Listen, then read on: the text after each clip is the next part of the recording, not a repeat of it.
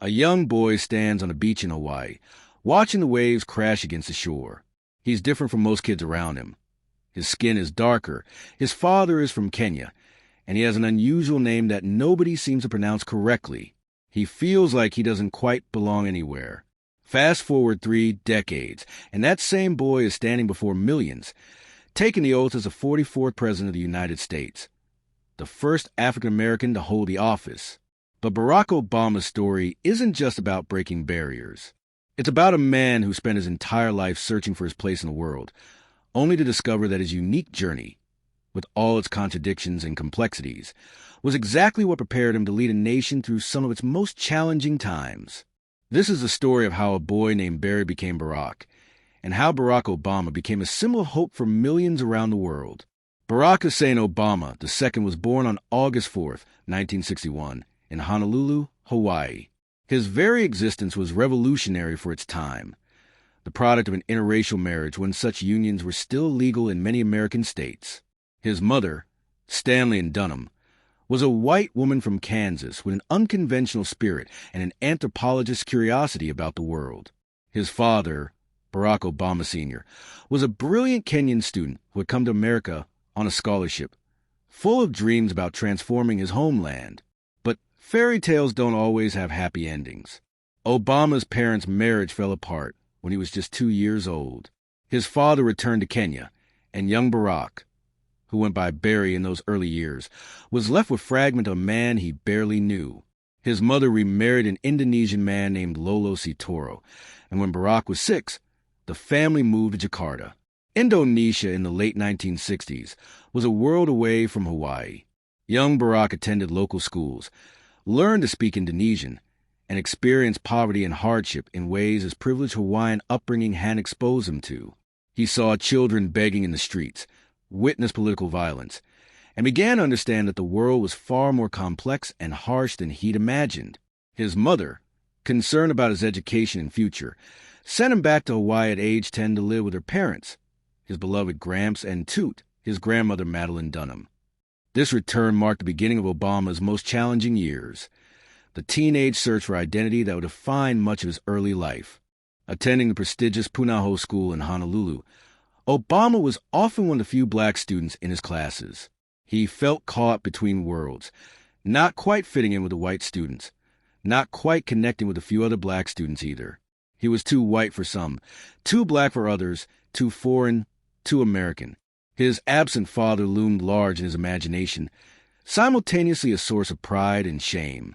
In his memoir, Dreams of My Father, Obama writes with brutal honesty about these years. He experimented with drugs, marijuana and cocaine, not out of rebellion, but out of a desperate need to numb the confusion and pain of not knowing who he was. He tried on different personas like ill-fitting clothes, searching for one that felt authentic. One pivotal moment came when his father visited Hawaii for a month when Barack was 10. The visit was awkward and uncomfortable. The man who existed in Barack's imagination, brilliant, princely, larger than life, turned out to be human, flawed, and not particularly interested in being a father. It was both disappointing and, in some way, liberating. Basketball became Obama's refuge during these years. On the court, he found a language that transcended race and identity politics. He was good, not great, but good enough to earn respect, to belong to something, to be part of a team. The lessons he learned on the basketball court about teamwork, perseverance, and reading the dynamics of group would serve him well in his political career. After graduating from Punahou in 1979, Obama moved to Los Angeles to attend Occidental College. It was here that he began to embrace his identity as a black man in America. He stopped going by Barry and insisted on Barack, a deliberate choice to honor his African heritage and claim his full identity. He also became politically aware. He participated in protests against apartheid in South Africa and began reading voraciously Malcolm X, James Baldwin, Langston Hughes, W.E.B. Du Bois. These writers gave him a framework for understanding the black experience in America and helped him see that his personal struggle with identity was part of a much larger historical narrative. After 2 years at Occidental, Obama transferred to Columbia University in New York City. He chose Columbia partly for his reputation, but also because he wanted to be in a major city to be around more black people, to truly understand what it meant to be African American in the urban United States. New York in the early 1980s was gritty, dangerous, and electric. Obama lived modestly, running miles through Central Park, studying hard, and beginning to think seriously about how he could make a difference in the world. He majored in political science with a focus on international relations, writing his senior thesis on Soviet nuclear disarmament. But after graduation in 1983, instead of pursuing the lucrative corporate jobs his degree afforded him, Obama made a choice that baffled many of his peers. He decided to become a community organizer. In 1985, at age 24, Obama moved to Chicago to work as a community organizer in the South Side's impoverished neighborhoods. He was hired by a church-based group to help residents fight for better living conditions, jobs, and services. The pay was terrible, $13,000 a year, but the work gave his life meaning. Chicago's South Side was a world of struggle. Factories had closed, jobs had disappeared, and poverty gripped neighborhoods in a vice. Obama spent his days knocking on doors, listening to people's problems, trying to organize them to advocate for themselves. It was frustrating, exhausting work. Victories were small and hard-won. A new job training program here, a housing improvement there. But these years were transformative for Obama. He learned to listen, truly listen, to people's stories.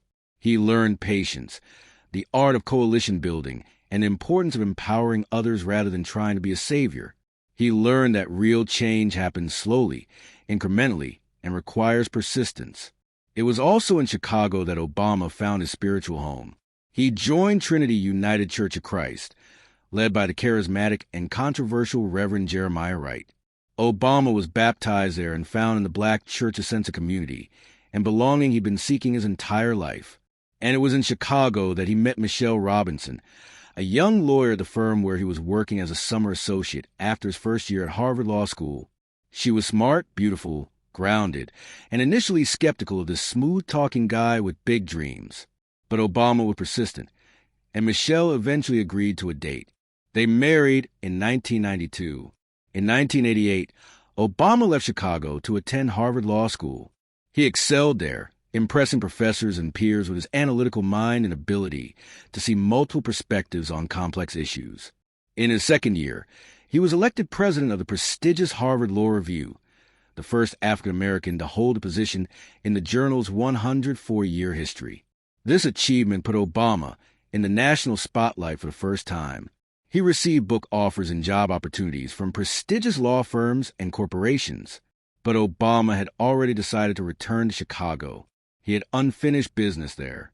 After graduating magna cum laude in 1991, Obama returned to Chicago and joined a small civil rights law firm. He also began teaching constitutional law at the University of Chicago Law School, where his classes became popular for their engaging discussions and his ability to challenge students to think critically. But Obama's ambitions were growing. Community organizing had shown him the limits of grassroots change. He believed that real power lay in politics, in making laws and shaping policy at the highest levels. Obama's political career began in 1996 when he was elected to the Illinois State Senate, representing a South Side district. For the next 8 years, he learned the nuts and bolts of legislative politics, building coalitions, negotiating compromises, and passing bills that made real differences in people's lives. He wasn't always successful. In 2000, he ran for Congress against incumbent Bobby Rush and was soundly defeated. It was a humbling experience that taught him valuable lessons about timing, messaging, and the importance of grassroots support. But Obama learned from his mistakes. In 2004, he ran for the U.S. Senate in a race that seemed impossible to win. Through a combination of luck, skill, and perfect timing, he became the Democratic nominee and faced Republican Alan Keyes in the general election. Then came the moment that changed everything. The Democratic National Convention in Boston, where Obama delivered the keynote address. His speech, with its soaring rhetoric about there being not a liberal America and a conservative America, but a United States of America, electrified the nation. Overnight, Barack Obama became a political superstar. He won the Senate race in a landslide, becoming only the third African American to serve in the U.S. Senate since Reconstruction. At 43, He was young, charismatic, and suddenly the most talked about politician in America. Obama's time in the Senate was brief but productive. He worked on ethics reform, nuclear nonproliferation, and veterans issues. But from the moment he arrived in Washington, people began asking, would he run for president? The idea seemed absurd. He'd been in the Senate less than 2 years. He had limited foreign policy experience. His unusual name and background would be liabilities. America wasn't ready for a black president, conventional wisdom said.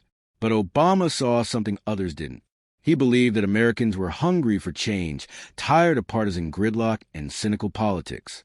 His own unlikely story embodied the American dream, that anyone from any background could achieve greatness through hard work and determination. In February 2007, standing on the steps of the old state capitol in Springfield, Illinois, where Abraham Lincoln had delivered his House-divided speech, Obama announced his candidacy for president. It was cold, windy, and many dismissed his chances. But Obama's campaign was based on a simple, powerful word: hope. The 2008 campaign was one of the most remarkable in American history. Obama faced Hillary Clinton in a bruising Democratic primary that lasted months. Clinton was the establishment favorite, with name recognition, fundraising prowess, and her husband's political machine behind her. But Obama had something different, a grassroots movement.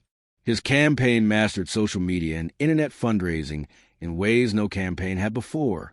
Young people, inspired by his message of change, volunteered in unprecedented numbers. His speeches drew stadium-sized crowds. Yes, we can became the campaign's rallying cry. Obama presented himself as a transformational figure who could move America beyond the bitter partisan divisions of the past. He opposed the Iraq War when it was unpopular to do so. He spoke eloquently about race, faith, and America's potential. The moment he secured enough delegates to clinch the nomination in June 2008 was historic. For the first time, an African American would be a major party's nominee for president. In the general election, Obama faced Senator John McCain. The campaign was tough, with Obama's background, associations, and even his citizenship becoming subjects of attack. But Obama remained focused, disciplined, and positive. When the financial crisis hit in September 2008, Obama's calm, steady response contrasted sharply with what many saw as panic from the incumbent administration. His poll numbers rose. On November 4th, 2008, Barack Obama was elected the 44th President of the United States, winning 365 electoral votes to McCain's 173.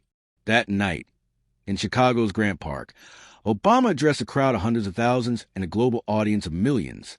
If there's anyone out there who still doubts that America is a place where all things are possible, he said, his voice carrying across the plaza, who still wonders if the dream of our founders is alive in our time, who still questions the power of our democracy, tonight is your answer. People wept openly, not just in Chicago, but around the world. The election of America's first black president seemed to represent something profound, that the arc of history, as Martin Luther King Jr. had said, truly did bend toward justice. But the celebration was tempered by reality. Obama was inheriting 2 wars, an economy in free fall, and a deeply divided nation. The challenges ahead were enormous. Obama entered office in January 2009, facing the worst economic crisis since the Great Depression.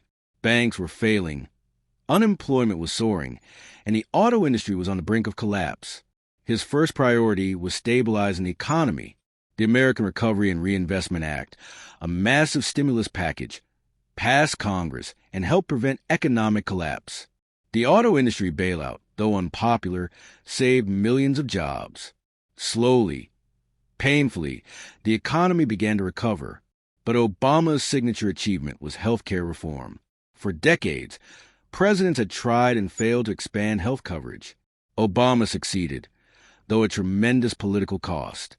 The Affordable Care Act, Obamacare, extended coverage to millions of uninsured Americans and prohibited insurance companies from denying coverage based on pre-existing conditions. The battle over health care was brutal. Town halls turned violent. Republican opposition was fierce and united. The Tea Party movement emerged, channeling anger at government spending and Obama himself.